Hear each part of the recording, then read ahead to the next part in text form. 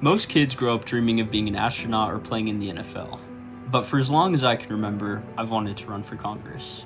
I've always loved history and wanted to make my own, but I've realized that wanting to lead is the easy part. Fulfilling that dream will take a lot more. The older I get, the more I realize that wanting it isn't the same as being ready for it. People don't just hand you their vote, they have to trust you first, and earning that trust can be difficult.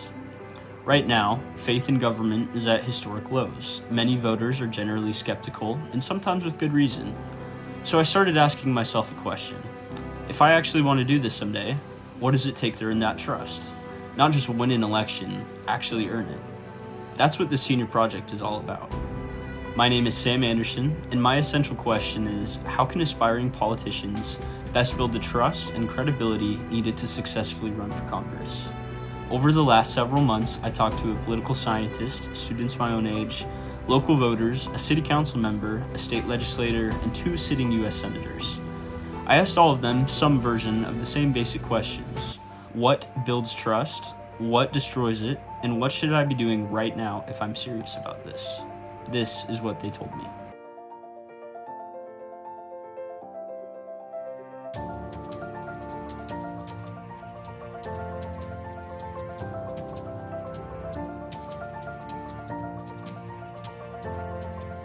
I started where any good research starts, with someone who spent their career studying this stuff.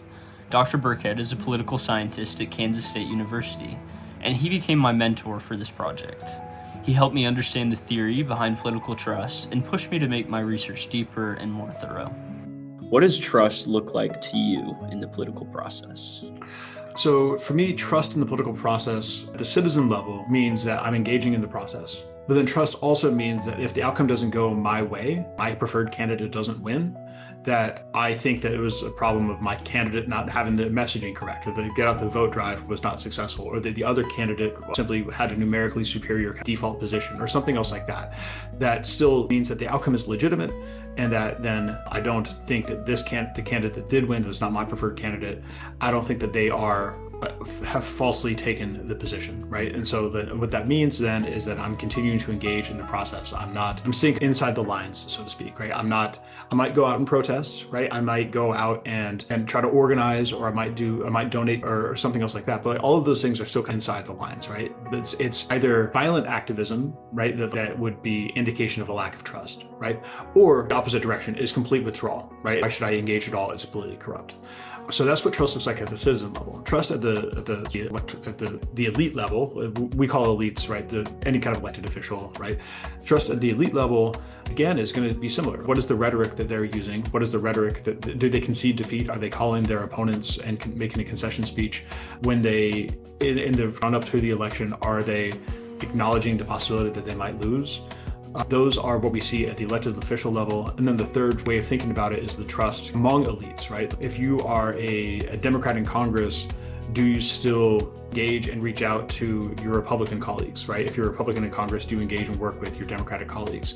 So bipartisanship doesn't necessarily the absence of bipartisanship doesn't mean a lack of trust, but I do think that it's a 2-by-2 situation, but where you absolutely do have, when you have a very high trust and a high level of political trust, then you're going to see more bipartisan work, because again, I can trust that I'm going to reach across the aisle and you're not going to bite my hand. We can work in good faith together.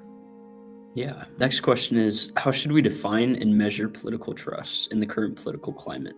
Yeah, that's a good question. I think that there's a lot of different ways of doing it, right? Part of it is just a simple survey question. Do you trust the government, right? Do you trust Congress? Do you trust the president? Do you trust the Supreme Court? We know that even if levels of trust are high, which they're not right now, but we know that levels of trust are high, there's still going to be a partisan gap where if my preferred candidate is not in the White House, I trust the president less, even if they're still a good person. But the simple survey question is that. Again, another way of measuring trust is related to what I said in the earlier answer, which is that it's about engagement in politics, kind of that healthy engagement in politics, rather than violent rioting or protest, but then also not just complete disassociation, right? Failing to turn out to vote, failing to even participate at all. That indicates a lack of trust as well. What qualities do you personally look for most in a political candidate? I like to think about things on a 2-dimensional scale, right? So the first is just like where I am, I'm looking for somebody who is ideologically similar to me, right? Who wants to make policies that match my vision of what the obligations of the state should be.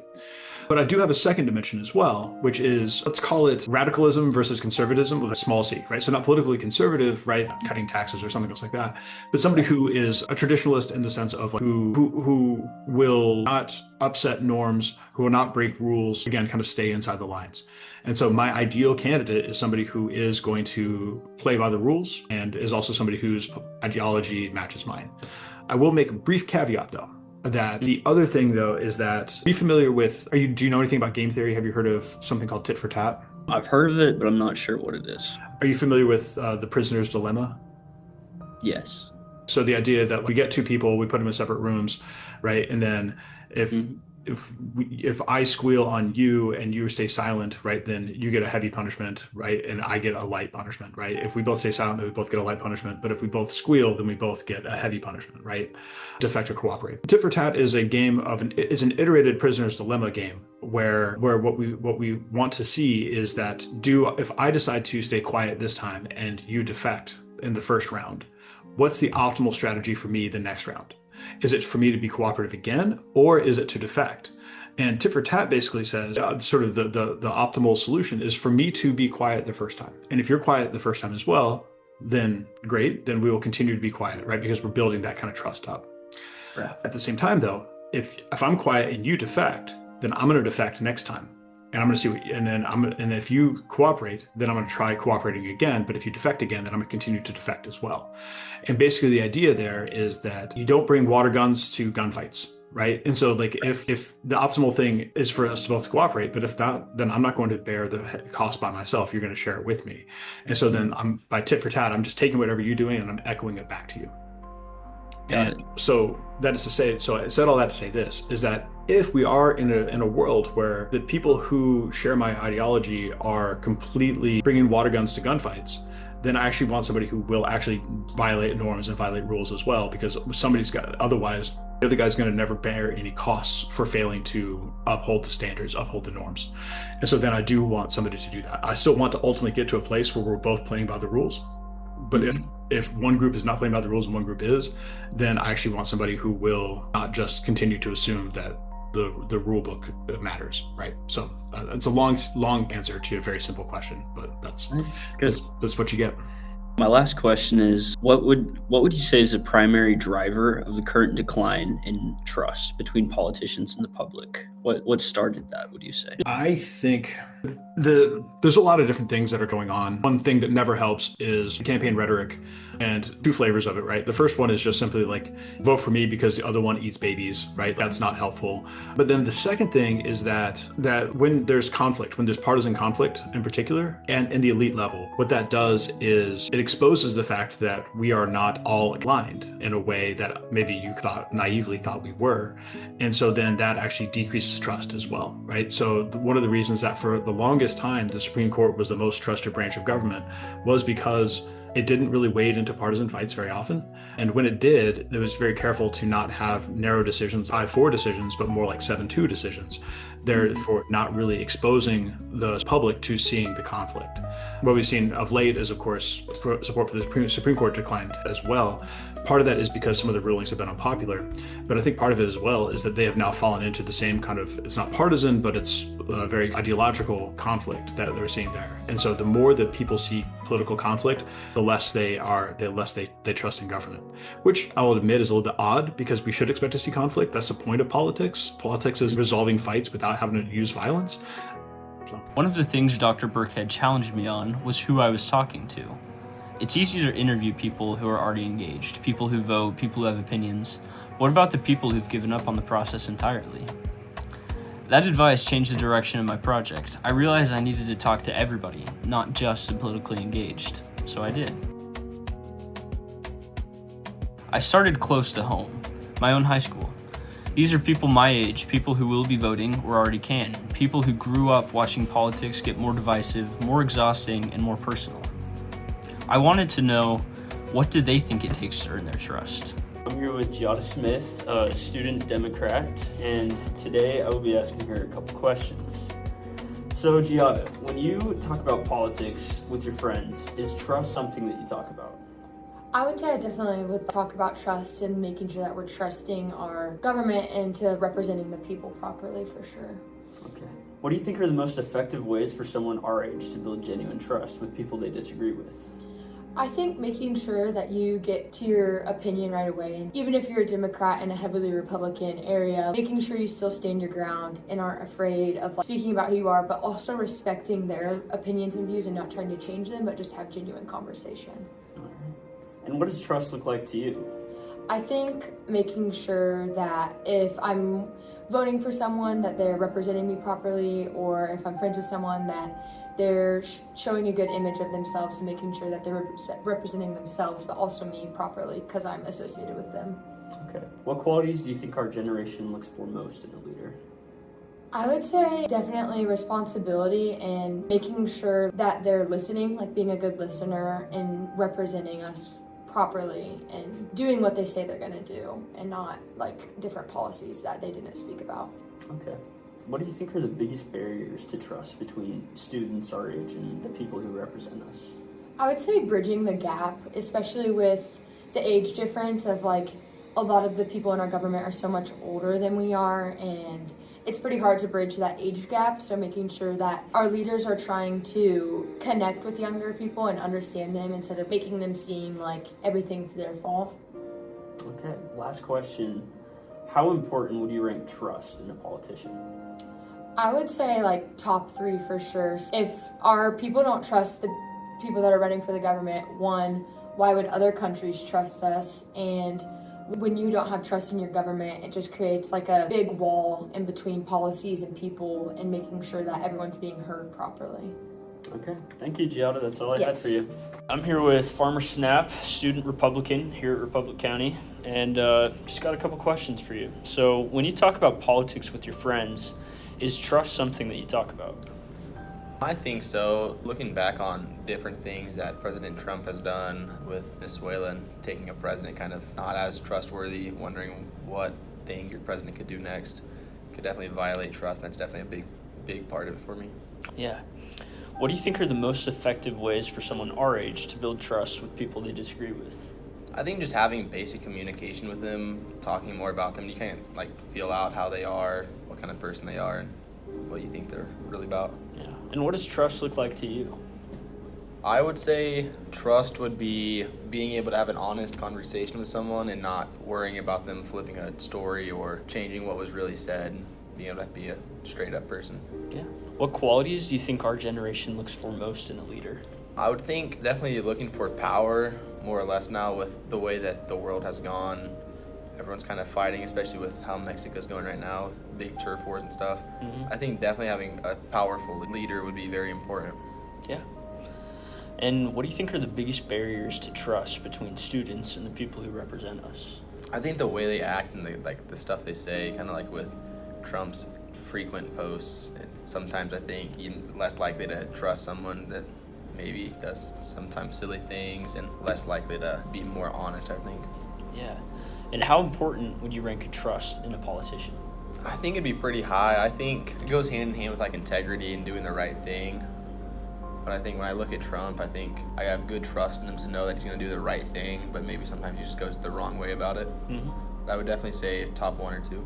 Okay. Yeah. Thanks so much, Farmer. I'm here with Billy Cherney, student Democrat here at Republic County. When you talk about politics with your friends, is trust something that you talk about? I wouldn't say that we ever directly attack trust in a political conversation with my friends, but I think it's just something that's always kind of there, underlying. It's nothing that we directly look for or talk about because it's just kind of implied in all of the actions and people and the people's actions that we talk about.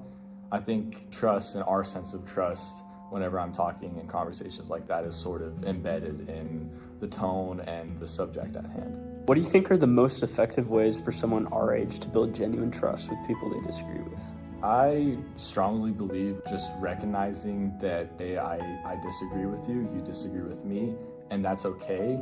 I think that is just a really important way of developing trust with someone that disagrees with a viewpoint that I would have is just first, recognizing that we disagree and realizing that that's okay. We don't have to hate each other for that, and trying to, I guess, see it from, a different person's point of view and not attacking somebody for what they think when they could just be looking at it from a different perspective that you haven't unlocked yet. And what does trust look like to you? I guess on a personal level, trust would just be like whenever you're first starting to build a relationship with somebody, maybe like you're dipping your toes in the water a little bit, and then if they give them a little thing and if they break your trust on that, then you're gonna know, like, if anything bigger, probably shouldn't tell them about that, probably shouldn't confide in them about something like that. But then as you continue to build that interpersonal relationship, if they show you that they can be trusted and that they are, genuinely, I guess, trustable, then that's definitely a way to look at it. Yeah. What qualities do you think our generation looks for most in a leader? I would say, and this probably isn't the most optimistic answer, but just general, likability is something that I think a lot of people our age don't really look for. What are these person's morals? What does this person do in Congress? If it was a congressperson, what does this person vote for, vote against? A lot of it, I think, is more of, and like I said, this is a pretty pessimistic answer, but I think a lot of it can just be more of like a cult of personality type situation, unfortunately. Yeah. Okay. And what do you think the biggest barriers to trust between students and the people who represent them? I think that in a lot of cases, there is a kind of imaginary wall in people that are supposed to be represented and the person or people that represents them. Like, if in November you go vote for somebody, it's just a name on a ballot, you think, oh, they're just going to Topeka, they know nothing what my life is like, they don't know the struggles and the daily life of someone who lives in rural Kansas or wherever that may be. And I think that's just a big barrier, is kind of believing, whether it be true or not, that they aren't exactly connected to the type of people that they represent, I guess. And the last question is, how important would you rank trust in a politician? That's definitely a subjective scale, because it's not like, trust and a bunch of different qualities, but I would say that it's pretty high up there, because if I use the example of if you went and voted in November, if you see someone on the ballot and you already know you can't trust them, then why would you vote for them? You know what I mean? Like, yeah. If someone makes a bunch of promises and never delivers on them, then what's the incentive to keep following their promises? Whether if there is somebody that makes those promises and delivers on those promises, then that's definitely going to be a huge incentive to keep believing them and trusting in them. And yeah. I'm here with Tess Larson, student Republican. When you talk about politics with your friends, is trust something that you talk about? Partly. So when I'm talking to my friends about politics, it's more like, can I trust you to be still my friend even if I tell you this? So yeah. What do you think are the most effective ways for someone our age to build genuine trust with people they disagree with? So if I'm gonna put it honestly, you just kind of gotta go with your gut and trust yourself more than the people sometimes, and sometimes that helps build relationships. I think that's just kind of, if you have different opinions, just kind of let it settle. So what does trust look like to you? Probably just trusting that we're not gonna lose like friendship or like being able to talk to each other because we have different opinions, if we're going on that, but probably something along the lines of that. Okay. What qualities do you think our generation looks for most in a leader? Well, I think in this current generation, we're really looking for people with trust, 100%, especially with like all the drama with the Epstein files and stuff. Then probably more courage and probably like having, I don't want to say this, but probably more social status sometimes. What do you think are the biggest barriers to trust between students and the people who represent them? Probably the internet, because sometimes we see things on the internet and we think that that's what it is, and then they don't do their own research. I think that could be something, and then I think that's one of the big reasons, but also just hearing rumors and stuff from friends, especially in high school. Last question, how important would you rank trust in a politician? There's a part of it that you have to have trust to like run into, that you might do these things.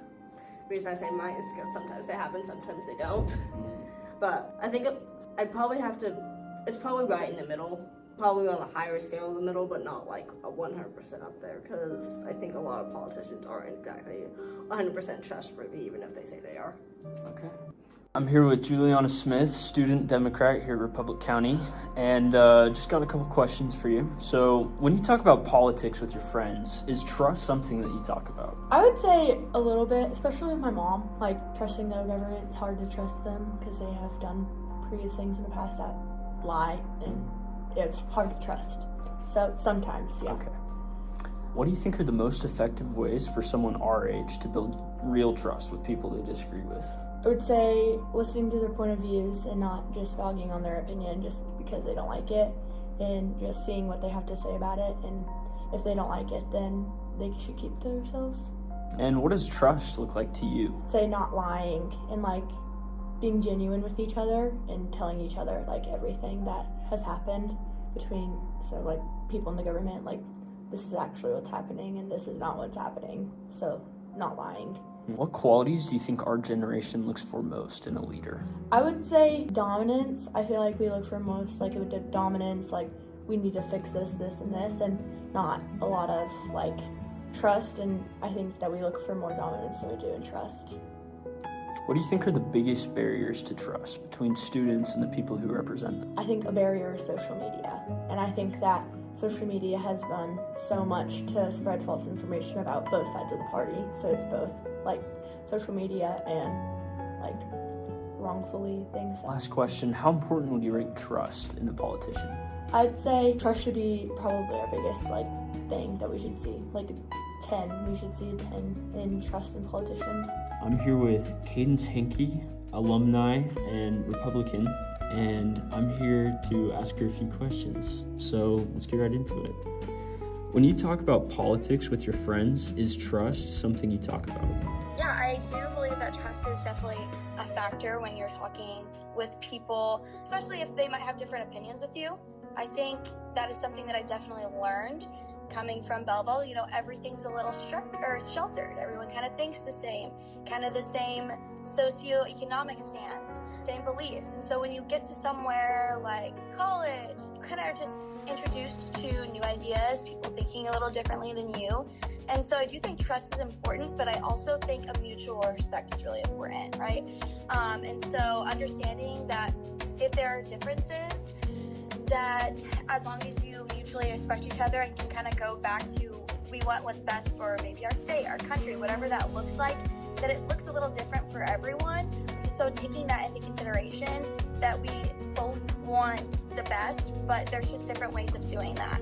And so I do think trust is definitely something that I consider, because you don't want people to like mix up your words, change what you're saying. You really want it to be like a genuine conversation. And so, yeah, I think that is definitely something that I consider. What do you think are the most effective ways for someone our age to build genuine trust with people they disagree with? Yeah, going back to that kind of common ground, but I also think just like going from their perspective, again, where they grew up, their experiences, because kind of our opinions are built on our experiences. I would say, again, just going back to those kind of basis ground things. Again, your morals might be different. That might be where like you're conflicting. It might just be about economy, or it could be about environment. You know, you never kind of know where you're clashing.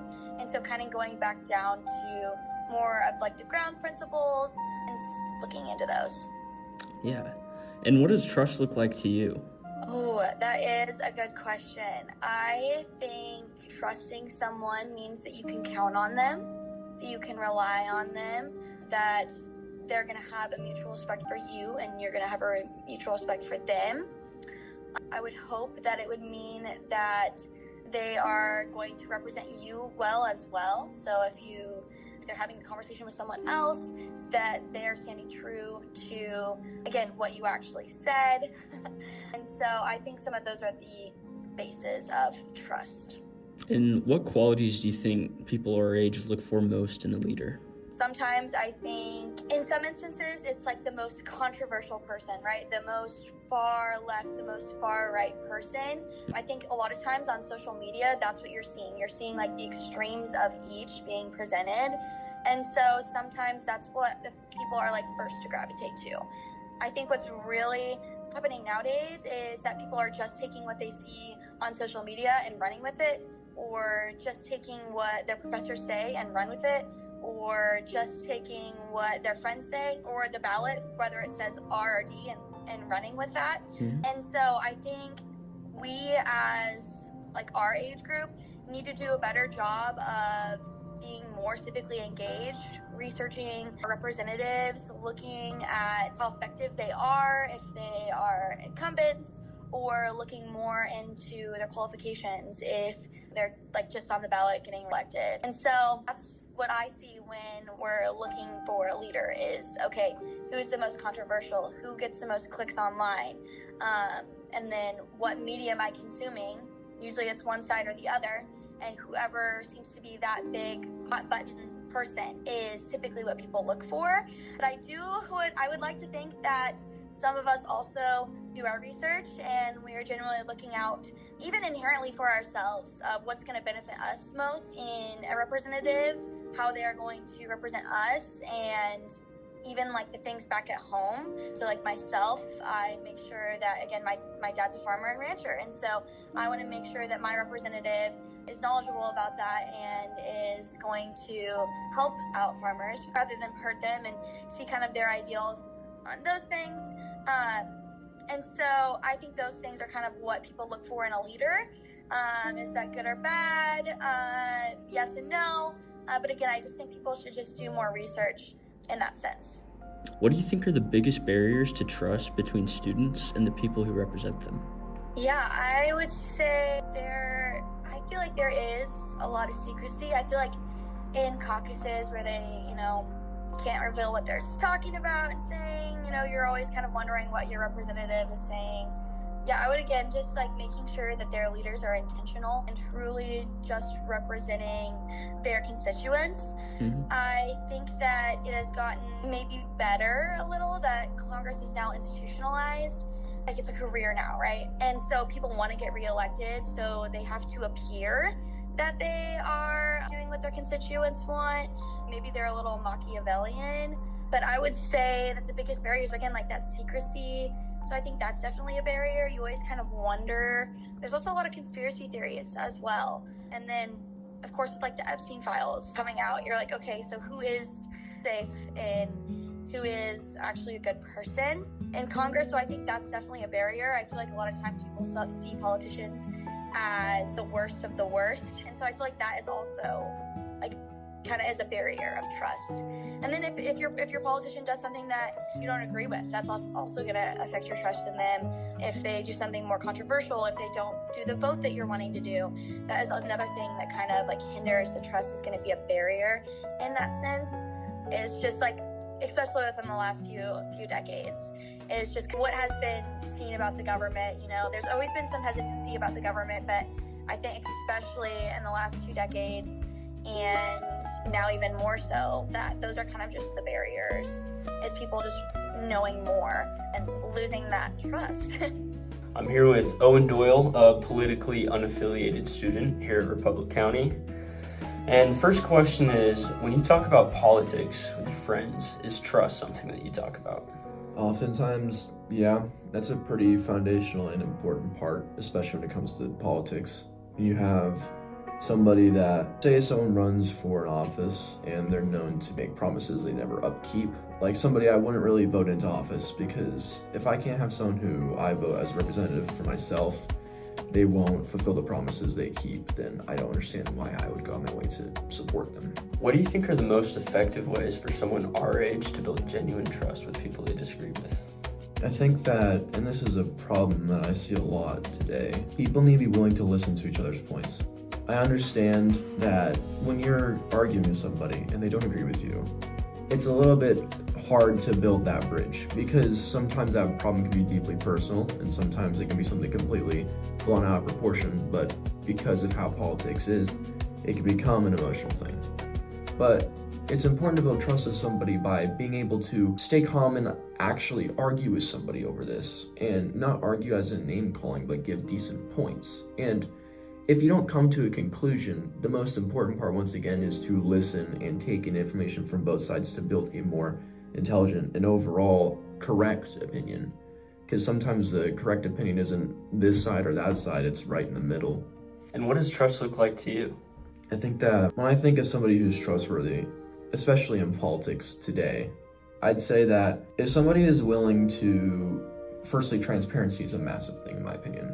A really big problem I think right now that we're facing is transparency in our government is relatively not fantastic. Oftentimes we don't learn about very important things that happen to people months in advance or even after. It takes years for us to learn things that we as people should probably know. And so if we want to build trust, we need politicians that are more willing to be transparent. We need politicians that are willing to listen and learn from opponents, especially. I think that if campaign trails were less about this sensationalized, this party is all wrong, this party is all right, and it was more of a both parties learn from each other in this, and we decide who's the best leader based on this reaction, we'd have a much better and more trusted organization that's leading us. What qualities do you think our generation looks for most in a leader? Well, a lot of what I said before. The transparency, in my mind, is probably one of the most important right now, especially since the scandals that we learn about is stuff that, these are horrific crimes or money laundering schemes or things that have damaged people from my way of life to other people halfway across the world to people in other parts of this country that we did not know until recently. And I feel like if we were more transparent as a administration, it would be a lot more of a leader that people would want. And I think that, especially with how things have been in this country, I think that more focus and emphasis on domestic issues, we have a lot of problems right now with whether it is medical to how our country is very behind in a lot of infrastructural needs to energy problems and prices. If we want to have a leader and people are really looking for today, we need someone who's willing to be working more domestically and willing to listen to both sides to make the best choices possible for everybody. What do you think are the biggest barriers to trust between students and the people who represent them? I think that the biggest one that I've noticed for a lot of people, especially when it comes to modern politics, is we have a lot of very old guard right now representing us. People who were born before even seatbelts were mandated in cars. There's a problem there because we young people really want to see more young blood, because for a lot of people, including myself, I feel like a lot of politicians or people that represent us are not really in touch with the current situation that comes with our country. There is a lot more complexities to the current ongoing crisis when it comes to affordability across this country than just saying pull yourself up by your bootstraps. That mentality might have worked about 40 years ago, but today there's a lot of barriers in place that I feel like most politicians and people in power either do not understand is because of new technology. They just don't understand because they're old. The old guard oftentimes I feel like is just more out of touch with people, and also the fact that a lot of them are kind of borderline senile right now. So, how important would you rank trust in a politician? I think that being able to trust a politician is one of the most important aspects of voting someone in. As much as it is a rare quality nowadays for people to be like, yeah, I trust this guy, I think that should be one of the very foundational parts. And if a politician turns their back on that trust, especially if they're like, I'll do this, and they don't do that, it's a problem that a lot of people should take more seriously. And if I think about trust, once again, it's something that really should be pushed and emphasized by people. Not so much the current climate we've got ourselves into, where it's well, I like this guy because he's funny, or something like this. We need leaders that people can trust definitively. People that we know are qualified for their positions. They know what they're doing, and they know that what policies they're doing and pushing for the country or a state or a local community is effective enough to help people, and is not just a political tool for whatever, a public image.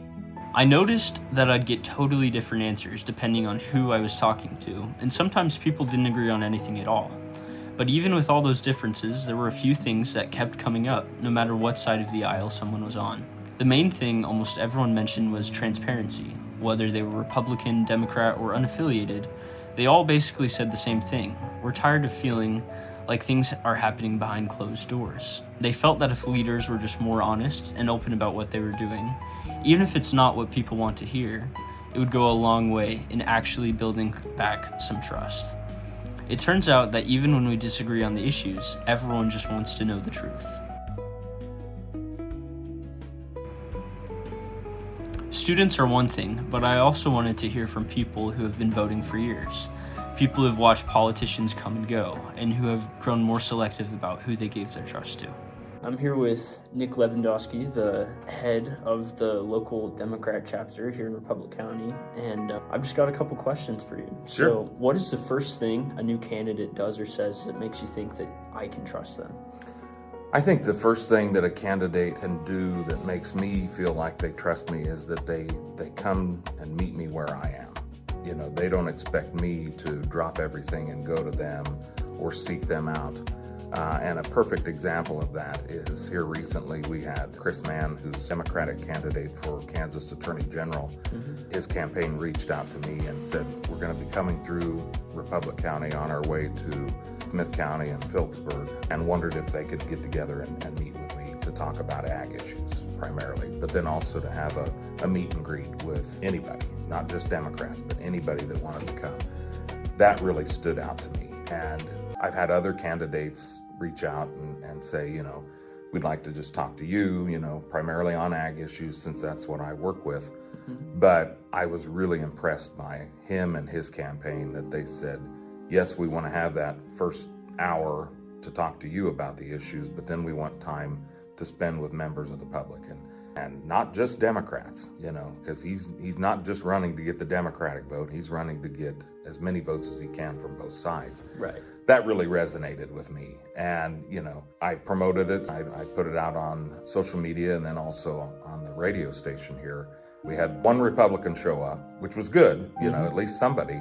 But I felt like that was a good thing. I think it worked out really well to have him here and speak to the issues and the concerns that so many people had in the room and the things that he's, you know, been concerned about as well. Yeah. What is the single most important action a politician can take while in office to maintain your trust? I think the big thing is to really do the job they were elected to do. When you make promises on the campaign trail, and many politicians do, they make a lot of promises, you know, keep them and hold yourself accountable. The constituents, the people that voted for you, and even the people who didn't vote for you are going to do their job to hold you accountable, obviously, but you need to hold yourself accountable so that people can understand, okay, this guy's doing what he said he was going to do, or this woman's going to do what she said she was going to do. I think that's the biggest thing that you can do is truly hold yourself accountable and remember the promises that you made. And also, if you make a mistake, own up to it. If there's something that you thought was going to be right going into it and it turns out you were wrong, then speak to that and explain yourself and just own up to the fact that, hey, maybe I was wrong about this all along, and here's why, and explain, okay, this is why I was wrong. I've got more information now than I did before, and just own up to it. Tell the people what you know. Yeah. And what does trust look like to you? I think it kind of goes back to what I just said. I think it's that accountability. I think it's understanding where people are coming from and not just making assumptions. Don't just assume that everybody that lives in Republic County or in rural Kansas thinks the same and acts the same and all that. And don't assume that everybody comes from the same kind of background, because we don't. We all have different backgrounds. We all have different things that have helped us become who we are. And we all have different challenges. So I think when you're in a role like a politician, you've got to be open-minded. And you've got to understand that there are all different types of people and all different types of concerns, and you've got to be willing to listen to those. You don't have to agree. Nobody said we got to sit down and agree on everything, but just be open to having that conversation, and that's what builds trust. And I think forming relationships, one of the things that I do in my job is build relationships across the aisle, both Democrat and Republican, in Topeka and in Washington. Because I know that we're not going to get good agriculture policy for the people of Kansas and the people of this country if we don't work together. It's not all one side versus the other, and the margins are tighter, especially on the federal side, than they've ever been. So you have to work across the aisle. You've got to find compromise. You've got to work within the system that you've got. Now, Topeka, it's a little different. Obviously, the Republicans have the majority, and it's a large majority.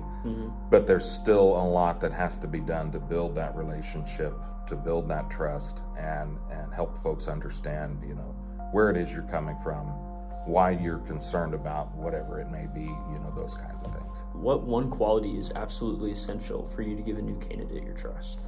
I think it's that willingness to listen, you know, to just sit down and listen to whatever concern or issue somebody has to bring to you, and be willing to work with them to resolve that issue. Not just poo-poo it, not just, you know, push them aside, or, you know, say, well, that doesn't matter because you're the only person that's ever brought this to me.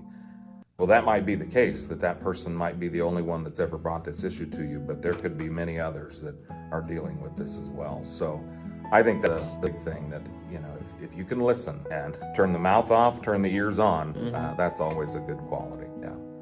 And what qualities do you personally look for most in a political candidate? I try to look for somebody that is relatable, somebody that gets where I'm coming from and gets where the majority of people that I live and work with come from. Again, I come from an agriculture background, so I tend to lean more on that, but I try to think more so in the rural set of mind of what matters to rural people. You know, it's not just that we have a strong ag economy, it's that we have a strong rural economy too. And that means, you know, what can we do for Main Street in every community in our county? What can we do as far as infrastructure? And that's everything from roads and bridges to internet to electric, you know, grid and all that. But also, you know, public education, public health, our schools, our hospital system, our health system, all of the things that make a community, you know, a community, and strong and resilient. And so it's important for me to find somebody that knows that and gets that. And if they don't know that, and if they don't get that, then I want them to understand that. I don't want them to just discredit, you know, that, you know, this area or whatever, because they don't know. I want to educate them, and I want to bring them here so that they understand and get a better feel for what we're dealing with. And what is the quickest way a politician can lose your trust after being elected? Not following through on what they said they were going to do. Yeah. I mean, if they made promises, if they said this is what we're going to do for you and the people, and then they don't do it, and they do the opposite, that's going to lose me real quick. And unfortunately, that happens a lot. And for a number of different reasons, I'm sure. But it kind of goes back to what I said earlier, that, you know, if for some reason the promises that they made can't happen and they're doing the opposite, then they need to own up and they need to say, here's why. Yeah. You know, there's a reason. Either I lied to you, and they're never going to say that, or there's other things that are outside of my control that keep me from being able to do that. If they can do that, you know, then maybe I'll consider listening to them and understanding. But if they can't do that, then it's going to be tough. I'll be looking for a new person. This is kind of a bonus question I thought of, but earlier you talked about agriculture. Here in Kansas, especially here in Republic County, rural Kansas, agriculture is super big. Yeah. What is your ideal situation with the government in agriculture? What does that look like to you? Well, I think the big thing right now is, you know, right now they're getting ready to debate another farm bill. And that's a huge piece of legislation that affects everybody. I mean, you, me, everybody in this country is affected by the Farm Bill in some way. And the current Farm Bill that we're operating under is from 2018. Now, that's 8 years ago. 8 years ago, you were what? 10 years old. 10 years old. Yeah. So 8 years ago was just before the pandemic. And a lot has changed because of that pandemic. You know, we've learned a lot. Policies have shifted, obviously, because of that, and many other things too. But the 2018 Farm Bill is outdated. It does not fit what we're dealing with in 2026. And it's important for us to update these large pieces of legislation, especially more than just every 8 years. On average, it's about every 4 to 6 years that we normally try to get a new Farm Bill. But we just can't seem to get there. And we just keep kicking the can down the road, making little tweaks and adjustments. But really, we need to do a wholesale remodel, basically, of the Farm Bill because so much has changed. And the Farm Bill is more than just farm programs. It's nutrition programs primarily, but it's also rural development. It's also research. It's also energy and, umpteen different titles. There's programs for beginning farmers in there. And we need to talk about that because the average age of the American farmer is 61 years old. That's approaching retirement age, if they even get to retire. So we need to be working out ways to bring new farmers in. And we also need to be thinking about new ways of production. How can we grow more food for people, especially in areas like where we live here, because we're kind of a food desert. A lot of the food that you and I consume isn't grown right here. It's brought in from other places. And if we can be less reliant on other markets for that kind of food, and you're going to be pretty limited, obviously, but there's ways that we can do that. And there's incentives for conservation programs and things like that too that we can build in. And we just need to do a better job, I think, of keeping up on that and ensuring that we get that done on a more regular basis and not continue to kick the can down the road. But 2026 is an election year. Next week, they're going to be doing the Farm Bill markup in the House Agriculture Committee.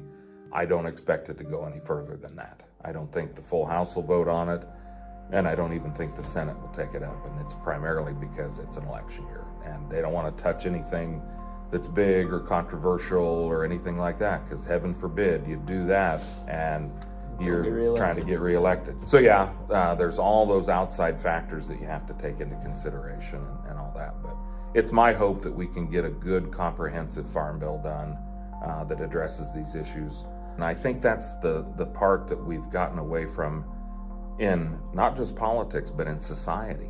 That word compromise, that's how we became a country, is through compromise. All those guys that got together in Philadelphia to sit down and declare our independence and decide, we were going to be our own country, had to sit down and they had to work together. They had to work out their differences. So it shouldn't be any different today. And nobody's saying you've got to compromise your values.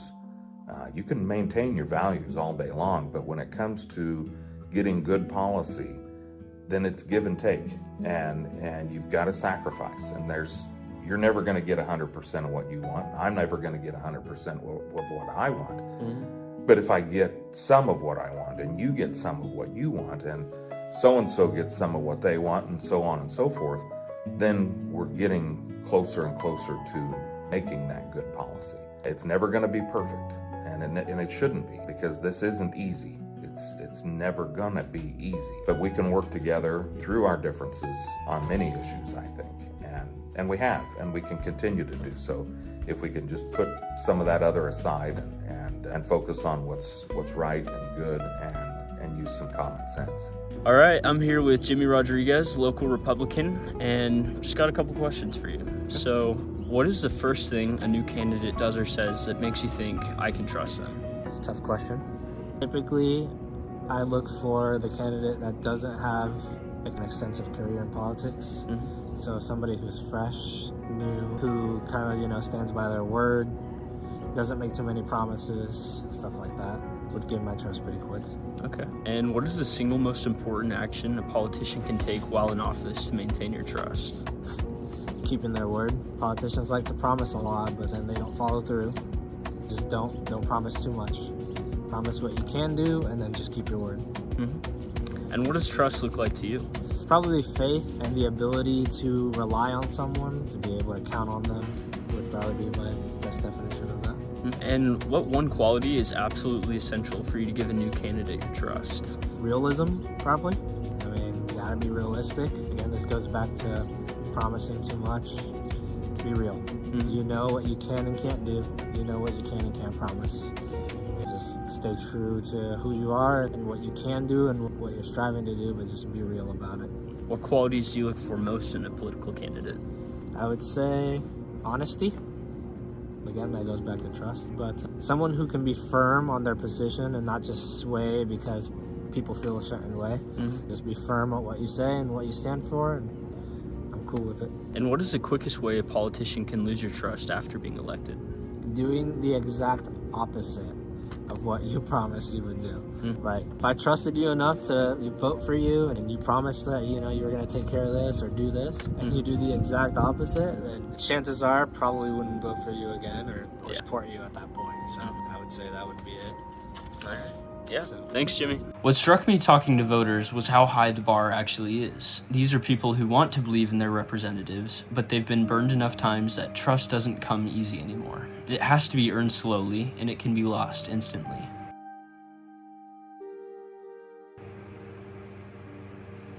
Here's the thing about talking to experts and voters. They can tell you what they want from politicians, but I also wanted to talk to the politicians themselves. What did it actually take for them to get there? What do they wish they'd known? I reached out to lawmakers at every level of government. Some didn't respond, some did. And the ones who did had a lot to say. I started at the local level, the closest government to the people. A city council member isn't a face on a TV ad or a name on a billboard. They're your neighbor. They're at the same grocery store as you. That kind of proximity changes everything about how trust works and how fast you can lose it. When you first ran for city council, what was your strategy to earn trust? Just because I knew people, I guess I guess my mother must have taught me like a family structure, right from wrong, first of all. I think that's a big part of it. And I was excited about some of the stuff that was going on. I believe in small towns. Everything we do locally as best we can within money ranges, we can do stuff for young people too. So yeah, I just liked it. I think younger people need to get involved. But I also understand the modern day, it's tough. I think young people can make it work. Eventually, they'll figure out, somebody will be excited about it, I hope. Yeah. Hope they don't think us old people, the only people can make a decision, because I don't believe in that. What do you think are the most effective ways for politicians to build genuine trust? Just by doing stuff and showing, being positive when you do stuff. And I think, as I said earlier, the main thing is if you say something, you need to be able to back up what you're saying. And people recognize it more than you think.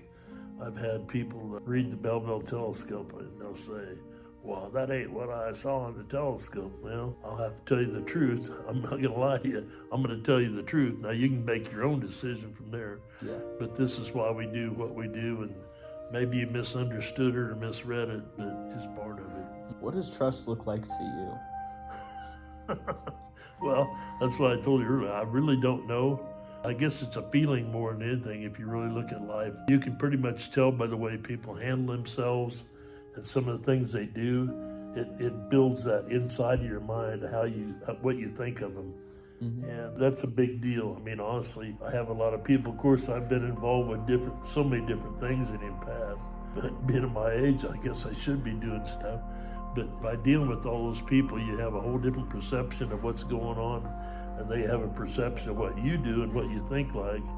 And most of these community empowerment and / pride projects I do locally, like that fishing tournaments or essay contests or art deals and all that stuff we're doing, it's a positive thing locally. And I said, any of that stuff we can do, it makes it better for the people in Belleville, young and old both. So I feel good about what we got going there. But yesterday we bought breakfast for all the city people. That was our end of the year. We had some money left and we decided that's what we were going to do. So, I mean, there's good things local, but people got to see what you're really doing. And I guess that's the way they learn to be trusted in you. You got to trust the people you're around, just like up here. Your father and I get along well, and I mean, I'm sure I'd have to say, I'm sure he trusts me as much as I trust him.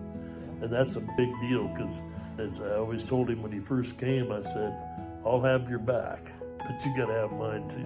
Yeah. You got to you can't let people vary from what reality is. If I'm interested in running for city council one day, what should I be doing right now to establish credibility? Well, just watching what's going on. I mean, honestly, that's the biggest part about it. Some of the things I see, things that are going on around you, and being aware of what's good, what needs to be worked on, and all that. That's just, you'll end up with a perception of things that could be better, or how we can make it work better, or how it's something that's a positive that we think we need. We can work towards it, but you gotta get early on thinking about it. Yeah. What qualities do you think voters look for most in a candidate? Honesty. Trust, like I said, a lot of it, I'm involved in so many things myself that the reality is I think they see the things you do and they have a perception just like I see of you guys as kids. I have a different view at my age than you would of me at the old age, but you still get that by dealing with people. You have a perception of what's right and wrong and how they would handle stuff. You get a pretty good idea how, you probably have an idea how I would handle it because just the way you see me do stuff, and that's what I like about it. So it's not easy. The voting this time, that's the only part you don't really like as a person running for a city or in my county commission stuff, is different people have a different perception of what you should be doing. I know I'm right in what I'm doing and what I'm thinking and all the stuff we're working towards, but people have a different perception. It's just like nuisance abatement, different things like that. Yeah. And there's people that, they don't like that nuisance abatement. You guys in the council shouldn't do that. Well, I'm sure it affects my votes because none of the other people had ever been on. So they couldn't say, well, those guys did nuisance abatement. No. Mm-hmm. So I was the one who took the hit on that. And some of them really liked that building idea that they were pushing, that community building. But I was one at that point, like I said earlier, I was against it because the timing's wrong for Belleville. No matter if we do it in the future, maybe. But I'm sure there's people said, well, he didn't go for that city building and I'm for that. Mm-hmm. But they don't understand why the city building shouldn't work right now, and things we got to do otherwise. So it's a game. Yeah.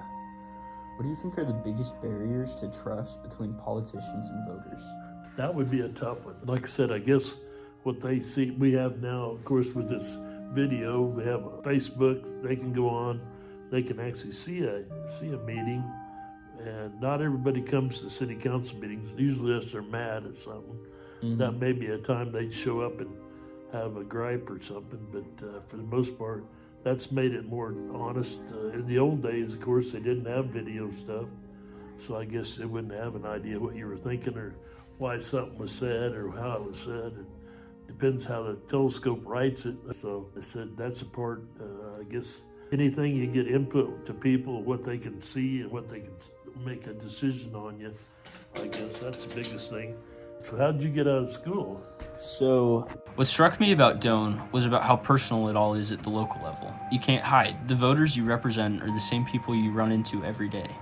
It made me think maybe that's where trust in politics is supposed to start. From local, I moved up to the state level. State legislators operate in a space that most people don't think about much.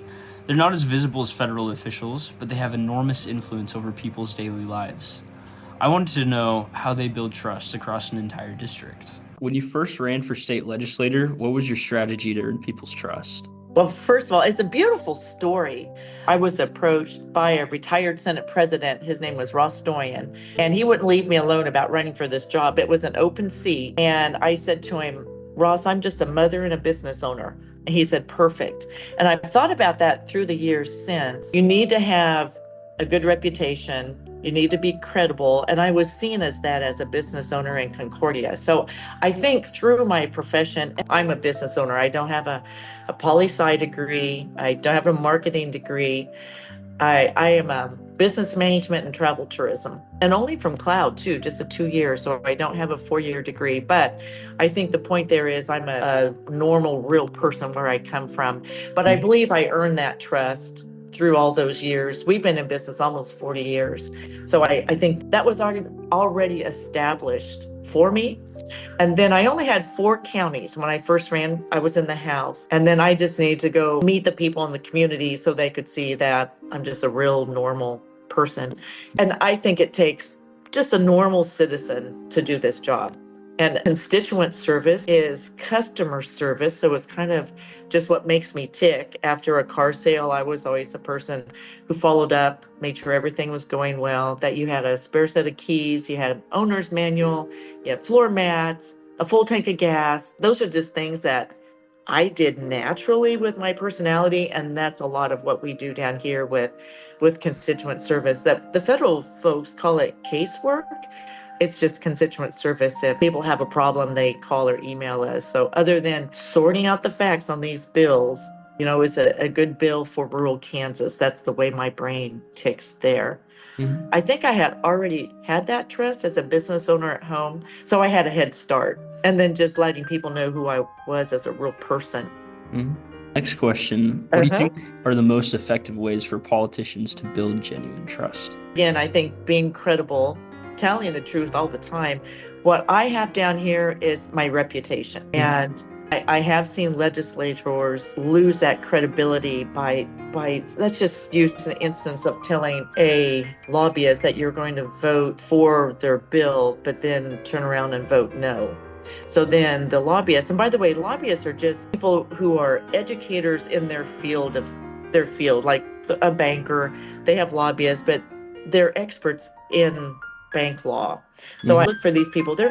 They are salesmen, that's true, but they will tell me their side of the story, but they'll tell me the opponent's side also, but they'll always be truthful with, because it goes both ways. If lobbyist breaks my trust, I will tell all my legislator friends. So it kind of goes both ways there too. But particularly with my colleagues, I don't talk a lot. I only use the facts. There are some people, I call it pontificate, but there are legislators who talk to be heard a lot. Sometimes there's legislators who are running for higher office and they're doing sound bites. When I'm carrying a bill or one of these conference committee reports, they already trust me because they know this is Elaine. She's telling the truth every time she talks. And so I have that reputation already, and I'm not planning on losing it. I don't know how people really can lie. Maybe that's how I was raised. I think it's how we were raised rural. There's FFA and 4-H, and I learned protocol in 4-H on how you run a meeting. But I also think being fair, I don't know if any of your questions touch on fairness of how you operate as a committee chair.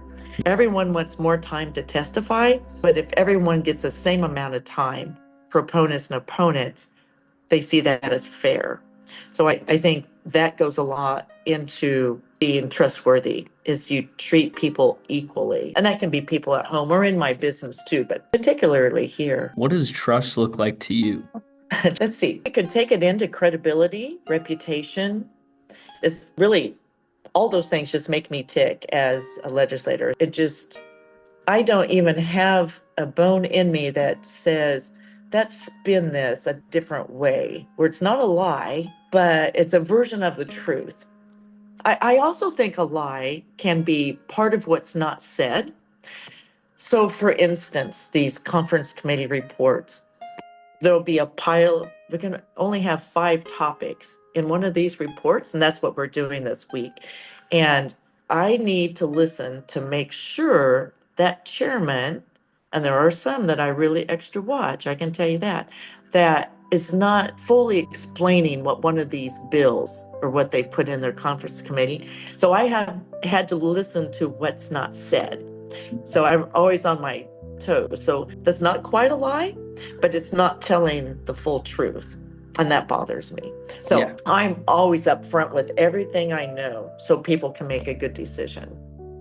Okay. If I'm interested in running for state legislator one day, what should I be doing right now Build your reputation as being fair. There's one thing we say down here, likable. You want people to see you as fair, honest, upfront, someone who's willing to go the extra mile, go visit. If there's Chamber of Commerce events, go into new stores and say, we're happy you're here in town. Those kind of things that you can do locally for yourself. Kind of like voting in a way. I don't mind voting at all when I have all the facts. And I also am counting on that chairperson to describe it very well. And there again, I'm listening to what they're not saying, but most of the time there are people totally trust as chairman. I would be one of those too. And everything is up front. But I do have some that I have to listen out a little closer. And you do sort these people out pretty fast. So just be seen in your community as a positive leader. I think that would be my best advice to you too. You're already having a head start by doing this project. I'm so glad you called me because this is really right up my alley. So if you have a good work environment, good people that you work with, and I feel my committee is like that as well. What qualities do you think voters look for most in a candidate? Yeah, remember how we talked about likability? Yeah. And that's something I don't think you can fake. You're real or you're not. And being authentic, we've kind of talked about some of those, being credible. I know people like energy. There's some enthusiasm for life, and but just being authentic, being your real person. And I've always been like this. I worked at the Chamber of Commerce right out of college in Concordia. And that's where I learned if I didn't know the answer, I knew who knew the answer. That's really what a lot of problem solving is down here.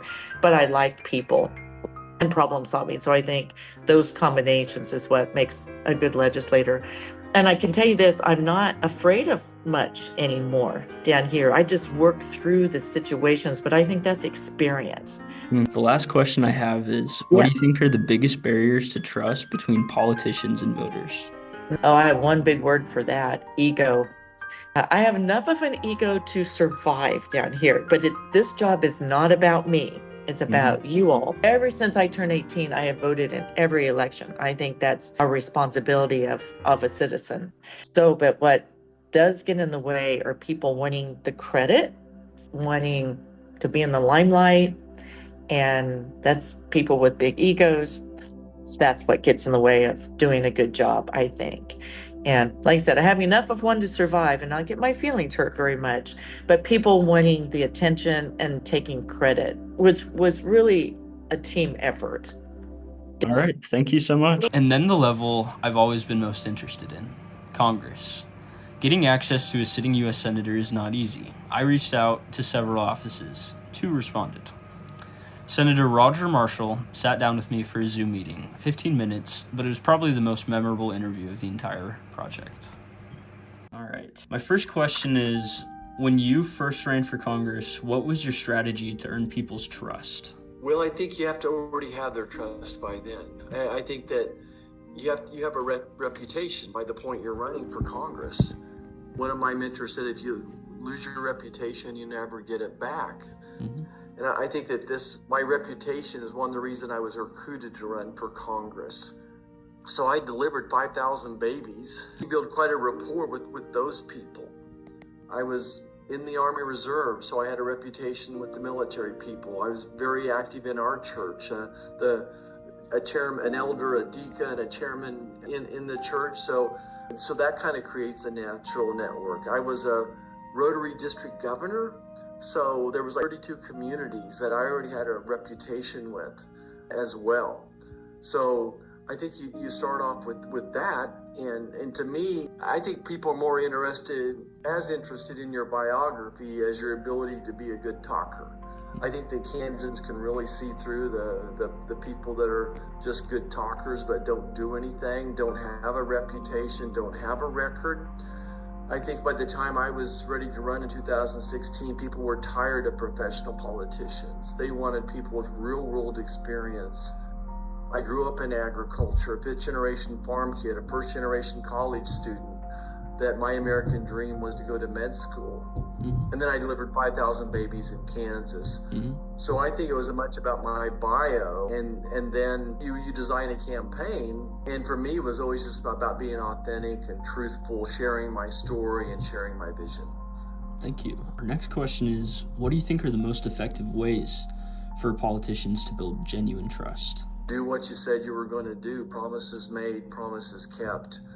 And I really think being a good doctor, being a good congressman starts off with being a good listener. And then having true empathy for the situation.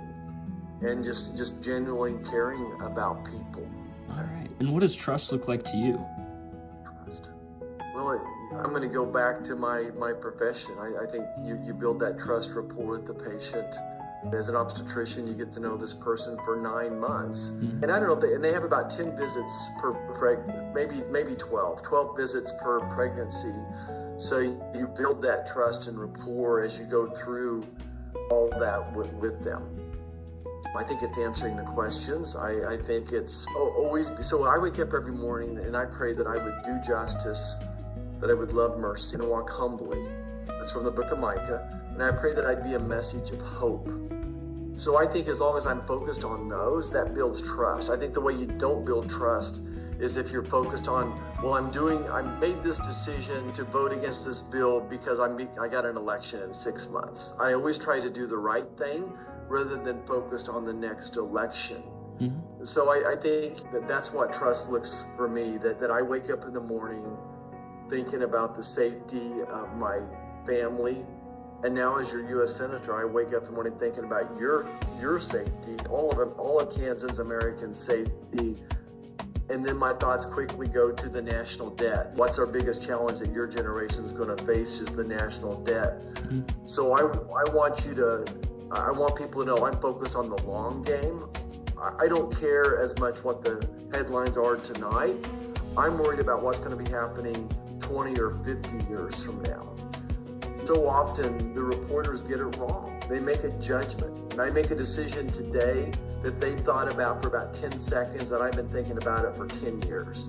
And then Eisenhower was so good at this, making long-term decisions. You think about what I did when he was president. Everyone knows he did the highway system, but he also started NASA. He started the education department. He did the first civil rights legislation. He added "One Nation Under God" to the flag salute, one under God. So he did so many things that I think were more of a long-term decisions as opposed to just worrying about what the press is going to say tonight. If I'm interested in running for Congress one day, what should I be doing right now to establish real trust? I think that you'd be surprised the diversity of background of the people in Congress right now, and everyone does it their own one way. I think it's being successful at whatever you're doing. So if you're, doing forensics, I think it's being successful. I don't mean you have to be the state champion, but I think you need to be developing these hard work ethics and sacrifice it. No one said it's going to be easy. I think it's more what you'll be surprised that people are going to go back and dig up things on you. So I think keeping your nose clean, and I have every reason to believe that that's what you're going to do. But if you had a DUI, it would be a scar forever. Some of those types of things. So I think there's that to be what would exclude you from. And the only thing that would exclude you would be things that are outside of what your moral beliefs are anyway. So that's not a heavy lift as well. But I think it's being consistent, being successful. I think a good broad range of experiences is very helpful. Thank you. What qualities do you think voters look for most in a candidate? Again, I go back to the transparent, honest, someone that inspires, someone that has a vision, someone that's not negative Nelly, someone that's, think about the good coaches you've had, the good teachers you've had. Mm-hmm. I think that you get out in the real work world, there's good and there's medium and there's bad, but I think it's those same type of qualities probably. My last question is, what do you think are the biggest barriers to trust between politicians and voters? The media. And a big difference now than when I was growing up is that you're just bombarded. The algorithms tell you the news that you want to hear, so you have to make a big effort. If you lean right to try to read some of the lean left, that you realize that after 6 p.m. in Kansas on the cable news network, it's not news, that it's entertainment. And then for your generation, just on social media and the social feeds you're getting, they're going to feed you the way you think. Mm-hmm. So I think that's the biggest barriers that I see out there. And to some extent, the American public's not willing to make the efforts anymore. They want everything presented as a comic strip, rather than making the effort to maybe understand a situation as well. So I think the media is really a challenge for all of us right now. 90% of the media is against Republicans right now. So it's really hard for us to get our true message out there. We work really hard on how to share our conservative hearts and how we message that. Mm-hmm. People don't want to hear about policies. They want to hear you fighting for people, not for things. So I think that's always our mantra is, talking about why is this important, talking about who we're fighting for, and staying away from drawings and statistics as much as we can. There you go. All right. I really appreciate that. Yes, ma'am. Yeah.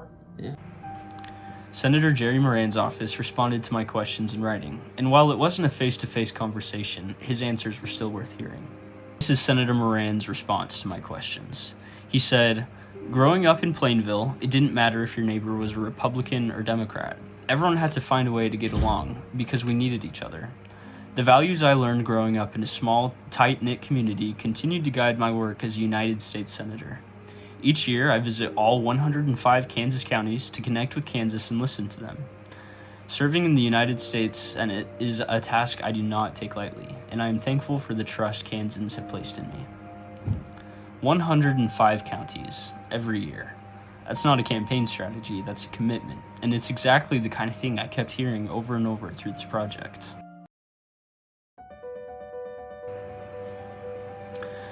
I started this project with one question. 8 months later, I don't have just one answer, I have many. But a few things came up consistently, across the board, and these are those takeaways. The first, and the biggest, was transparency. It didn't matter if I was talking to a high school sophomore or a United States Senator. Almost everyone said some version of the same thing. We're tired of feeling like things happen behind closed doors. People don't need their politicians to be perfect, they need them to be honest. Tell us what you're doing and why. Admit when you're wrong. Don't say what's popular, say what's true. That, more than anything else, is what people said they actually want. The second thing, and this one surprised me a little, was the idea of seeing people as Americans before seeing them as a Republican or a Democrat. Over and over, people talked about politicians who are willing to work across the aisle, who can disagree on policy but still treat the other side with respect, who understand that compromise isn't weakness, it's leadership. Senator Moran talked about growing up in a small town where you had to get along with your neighbors regardless of how they voted. That stuck with me. So if I had to boil this whole project down to two things, it's this: be transparent and be an honest person. Not just in your politics, in your life. Because voters aren't just watching what you say on the campaign trail, they're watching who you are. For me, this project wasn't just an academic exercise. It was a roadmap. I want to run for Congress someday. And now I have a much clearer picture of what that's actually going to take. My name is Sam Anderson, and this has been my senior project.